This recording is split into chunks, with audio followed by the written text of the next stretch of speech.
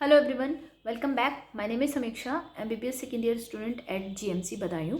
सो इस वीडियो को मैं इंस्टेंटली इसलिए बना रही हूँ क्योंकि अभी अभी रिसेंटली मैंने यूपी नीट की जो काउंसलिंग का शेड्यूल आया था और उसके साथ जो नोटिस आया है मैंने उसको प्रॉपरली एक्सप्लेन किया था। उसके बाद अभी रजिस्ट्रेशन स्टार्ट हो गए हैं यूपी नीट के, तो उस रजिस्ट्रेशन में काफ़ी सारी मिस्टेक्स कर दी हैं।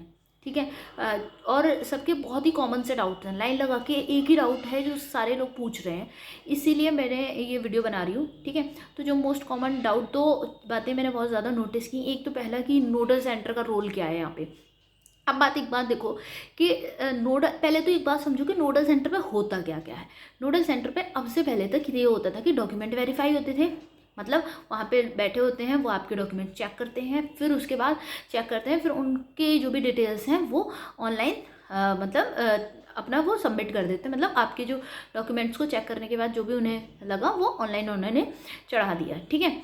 और उसके बाद आपका डीडी अपने पास ले लेते हैं, तो डीडी देने का काम और डॉक्यूमेंट वेरीफाई करने का काम हो जाता है। डॉक्यूमेंट वेरीफाई ऑनलाइन ही होते हैं, मतलब देखेगा कोई पर्सन और फिर उसके बाद उनको उनकी जो डिटेल्स हैं वो ऑनलाइन चढ़ा दी जाती हैं, ऐसा होता था। लेकिन इस बार डीडी जो है वो ऑनलाइन ही, डीडी का मनी जो है वो, डीडी का मनी नहीं, एक्चुअली सिक्योरिटी मनी। डीडी एक चेक के जैसा होता है। ठीक है। तो जो सिक्योरिटी मनी होता है वो सिक्योरिटी मनी अब तक हम डीडी के फॉर्म में देते थे, लेकिन अब वो सिक्योरिटी मनी हमें ऑनलाइन सबमिट कर देना है। ठीक है। अब वो ऑनलाइन सबमिट करना है सिक्योरिटी मनी। तो इसका मतलब ये नहीं है कि सिक्योरिटी मनी ऑनलाइन हो रहा है तो नोडल सेंटर का काम खत्म हो गया। तुमने क्या करना है, अभी देखो रजिस्ट्रेशन की डेट्स कब से कब तक है, 22 अक्टूबर से लेके 28 अक्टूबर तक। आज है 23, मतलब कि संडे है, तो और 24 को कल दिवाली है तो छुट्टी रहेगी। तो तुमने क्या करना है, अभी तुमने अपना रजिस्ट्रेशन कर लिया, रजिस्ट्रेशन करके और उसमें अपने डॉक्यूमेंट अपलोड कर दिए वहाँ, फिर उसके बाद अपने ओरिजिनल डॉक्यूमेंट्स लेकर अपने घर के पास के, अपने सिटी के पास के नोडल सेंटर में जाओ, वहाँ पर दिखा के आओ। डीडी का मनी तो तुमने ऑनलाइन सबमिट कर दिया है, कोई प्रॉब्लम नहीं है, लेकिन अपने डॉक्यूमेंट्स को तुम्हें नोडल सेंटर पे जाके वहाँ पे उन्हें दिखा के आना होगा। ठीक है। फिर वो उसके बाद तुम्हारे जो डिटेल्स हैं उनको वो ऑनलाइन डाल देंगे। इस तरीके से क्योंकि देखो ये कन्फ्यूज़न जो आ रही थी, मैंने अभी अपने कॉलेज में पूछा तो उन्होंने मुझे बताया है, क्योंकि देखो जब तक कोई पर्सन आपके मतलब जो भी कॉलेज में है, नोडल सेंटर पर है, वो आपके डॉक्यूमेंट्स देखेंगे ही नहीं, तब तक वो आपको वेरीफाई करेंगे कैसे, और फिर आप जा कैसे पाओगे आप काउंसलिंग में आगे। ठीक है। तो इसलिए रजिस्ट्रेशन की जो डेट्स है ना 22 से लेकर 28 तक, इसी ड्यूरेशन में रजिस्ट्रेशन करके आपको डॉक्यूमेंट भी वेरीफाई कराने हैं। ठीक है।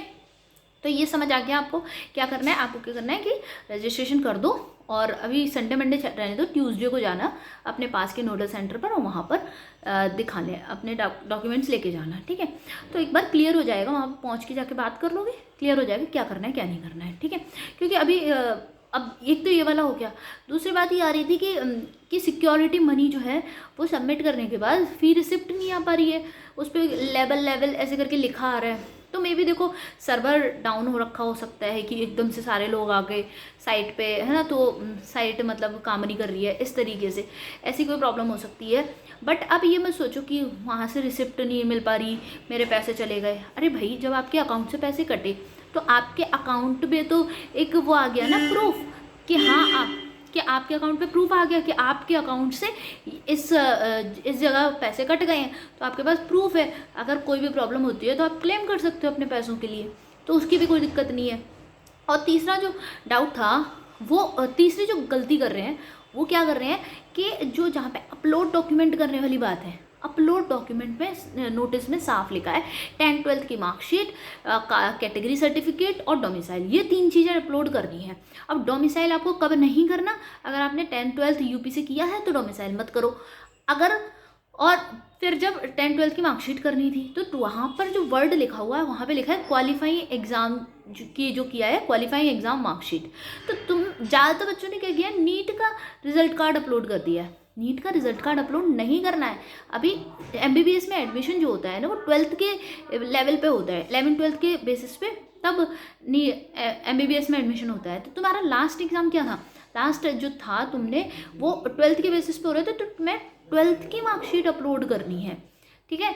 तो ध्यान रखना, काफ़ी बच्चे गलती कर रहे हैं, सेम मिस्टेक कर रहे हैं, इसलिए प्लीज़ तुम ये वीडियो जो है ना वो शेयर करना अपने दोस्तों से, और प्लीज़ इस गलती से बचो, बहुत ध्यान से करो, कोई भी एक एक स्टेप लेने से पहले पूछ लो, ठीक है। जो मेडिकल से रिलेटेड जिसके पास इंफॉर्मेशन हो उससे पूछो। कई बार ये बात है, साइबर कैफे वाले को अगर नहीं पता है तो ये नहीं है कि उसने कह दिया अरे ये कर देते हैं तो कर दे रहे हैं, भाई उसका क्या जा रहा है, तुम्हारा इम्पोर्टेंट है ना, तो बहुत ध्यान से करना है हर काम। ओके, तो आई होप कि मैंने जो मेजर जो मिस्टेक्स हैं वो क्लियर कर दिए हैं ना। Okay, so thank you.